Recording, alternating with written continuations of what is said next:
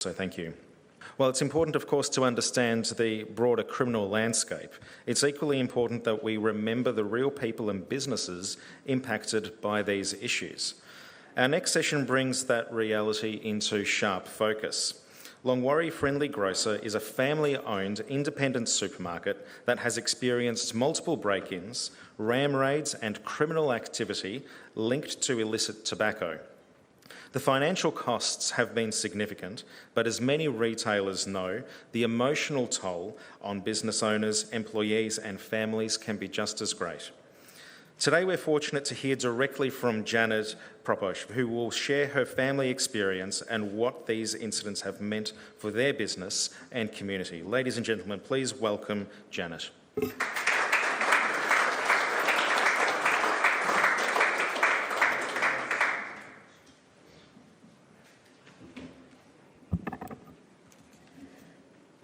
Thank you to Master Grocers for the opportunity to share our story. My name is Janet Proposch. My husband John and I own a Friendly Grocer supermarket in the small country town of Longwarry.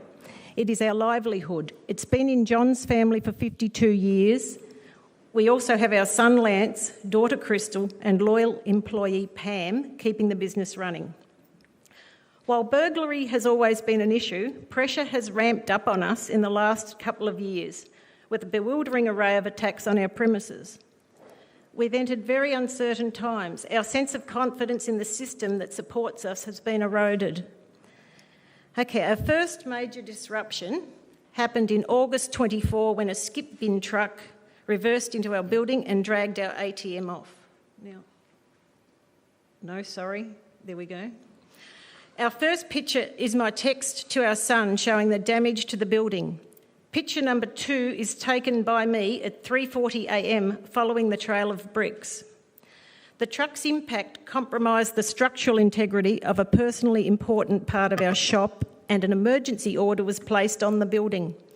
At that stage, we weren't sure if we were going to be allowed to keep trading because we'd just recently trimmed our costly insurance premiums back to not include business interruption.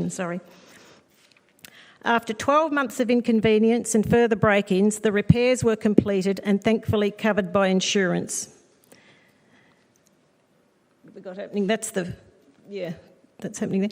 In July 2025, we learned the tenants of a newly built store 4 doors down from us were going to be selling illicit tobacco. That's the store. Customers were saying, "I hope that new tobacco shop isn't going to cause you any trouble." I'd reply, "Oh no, they won't bother us. We only sell the legal stuff." I was so wrong. 3 days after their store opened, our shop and cigarette cabinet were broken into. We personally disrupted that burglary. We felt this was not going to be an isolated event, so we immediately invested in a smokescreen system, which was followed up by a new security system and improved CCTV. I remember a visit from a Shire health inspector who explained how seriously the Shire take the public health issue of smoking, particularly in young people. They got no argument from me because I lost my own dad way too soon from lung cancer and he was a smoker. They went on to explain all the different transgressions that would attract certain penalties.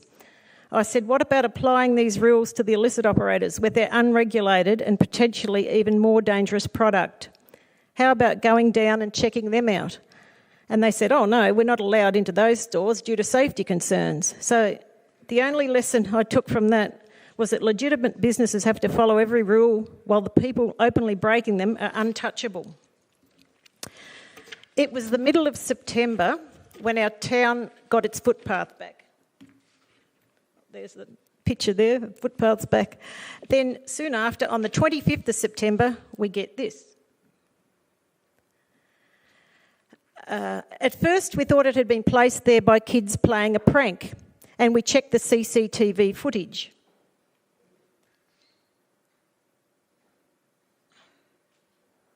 Are they coming? Oh, I have to press it again, don't I? There we go.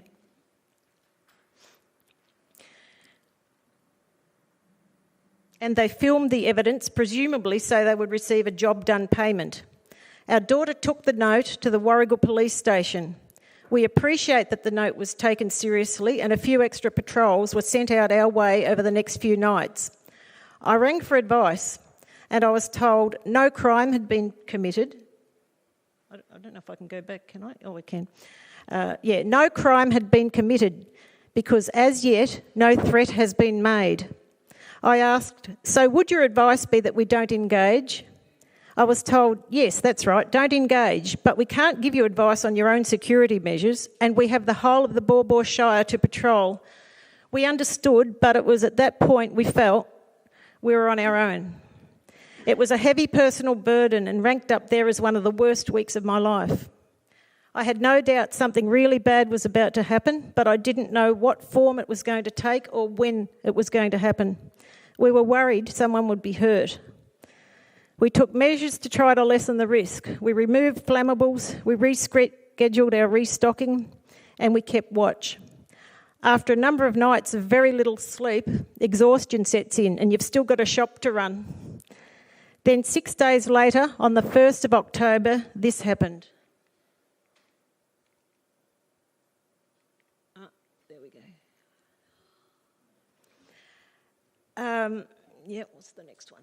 It's the coming in from the outside. No, when I press it twice.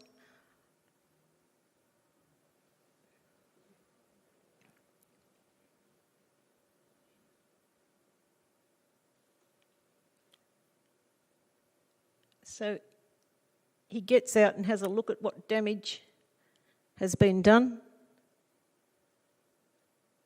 And then has another go. Do a bit more. Then he goes to head off and he gets stuck.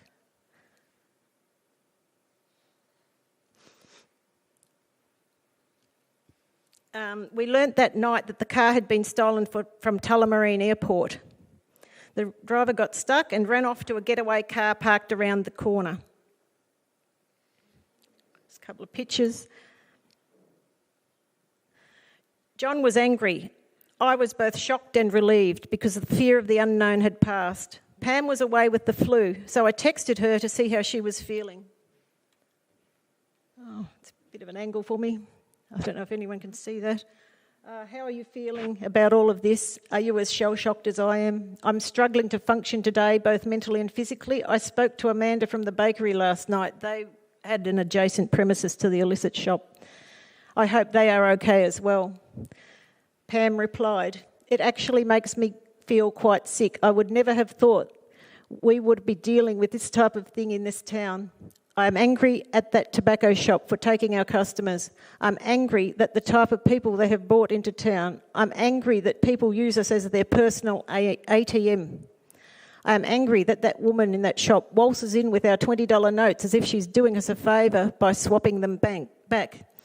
Our bank, where we could get change from, was 20 minutes drive away, and that's a full hour round trip, so it was very inconvenient. It was difficult to keep trading just because of the money.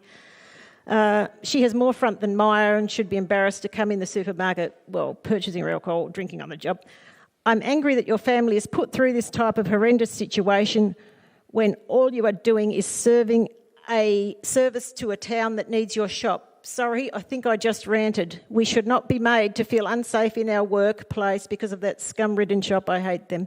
And I just said, that's a fair way to be feeling. My head is so scrambled, I don't know what to feel. Crystal is angry at the government for allowing this situation to develop. We will keep you protected to the best of our ability and make some adjustments over the next few weeks. I'll just go back to see that one.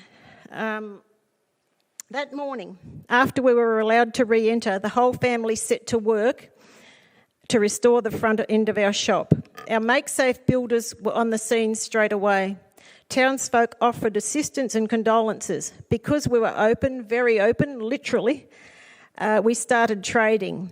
We bulldozed a pathway through the debris and had everything in reasonable order by mid-morning. The following day was more hectic than the first. We were surprised by the level of interest. There was an endless flow of customers/sightseers and media asking a lot of questions. We had long discussions with Martin Sterling, CEO of MGA, Mary Aldred and Wayne Farnham, our local reps. We thank them for being so generous with their time and interest in the topic, so thank you so much. Following that incident, in the following weeks and months, we hope for some new information, but to this day, we are none the wiser as to who ordered it or why we were targeted. A few customers have passionately voiced their displeasure at us continuing to sell tobacco, as it puts access to their essential supplies at risk. That's fair. However, John and I are lockstep in the belief that we can't be empowering these thugs. We don't want to be part of a problem that is handing an entire industry over to criminals. The illicit tobacco shop was firebombed on New Year's Eve. From our CCTV, we could see that one of the young arsonists set himself alight and got into the getaway car while still on fire. We understand the landlord didn't want the operators to set back up, so they have since bought the freehold, and they're about to open very soon. We know the illicit operators are not concerned about law enforcement. They are concerned about their rivals. They accept violence as the price of having cheap product, and it's expressed openly as though it's as mundane as any other business model. It's like the government is on a train with their policy of big tobacco is bad and we must tax it to the nth degree. Meanwhile, there's another train running alongside them on another track, handling billions of dollars of unregulated product. None of its taxes are flowing back into the country.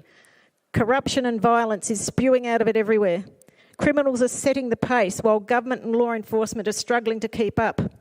It's a runaway train and it's gaining momentum, and still the government says, no, there's nothing happening out that window. Don't tell me, don't show me.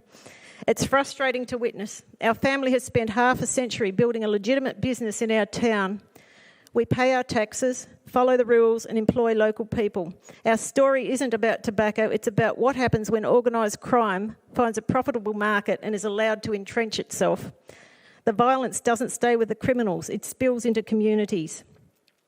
Our society can't afford to have the same mistakes repeated with alcohol. Please don't wait until more communities are living through what ours has lived through. Thank you for your time.